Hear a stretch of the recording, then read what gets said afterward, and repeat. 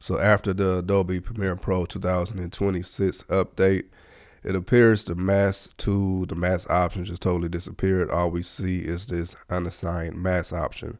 But if you drop down to the toolbar here, you'll see the option is now in its new home. And if you don't want to use the object mask tool, just hover over the option, click and hold it to bring up the sub menu, and now you can select the rectangle mask tool and the other ones.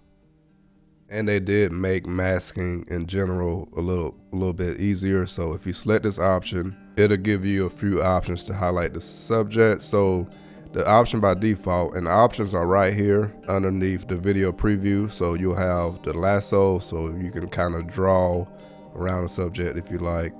And then you have the rectangle where you can kind of trace around the subject and it'll highlight it by itself. And there's also a minus and plus sign here, so you can use this to kind of fill in or subtract if you feel like you highlighted too much. So say for example, I can use this plus sign to kind of fill a little bit more in my head there, and that's how that works. But once you get your subject highlighted or outlined, all you have to do is just go back to the mask tool.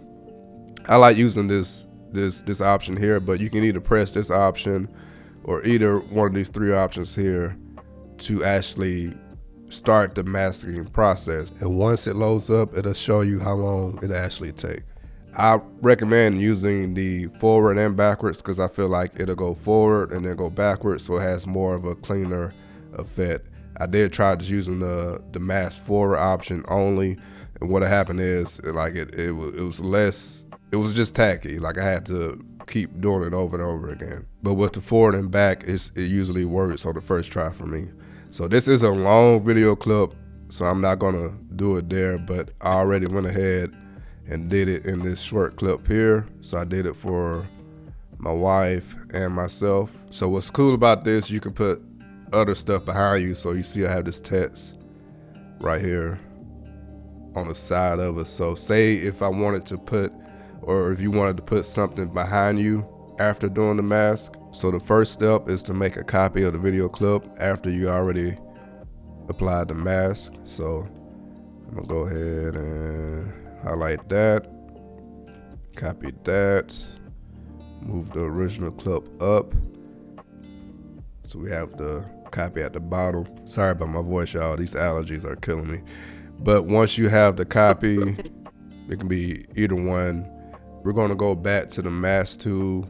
So after you highlight it, right click it, select change to opacity mask.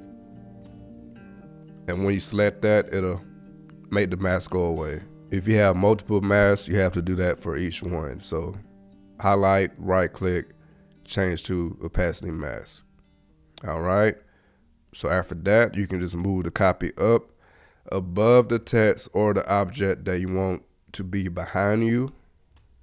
And this is the final result here.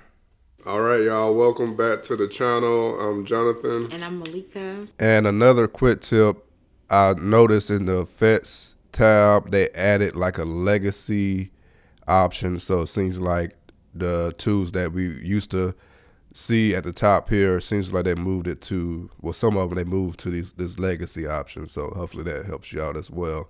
But when it comes to the main issue, hopefully this video helped you out. And if you have any questions, any follow-up questions, just leave me a comment and I'll get to you as soon as I can. But if you are interested in informational videos like this around everyday tech and products, feel free to subscribe to this channel if you haven't already. But for this video and this method, this is all I got for you. So much love to each and every one of you. I'm your downloading pirate, and I'm out.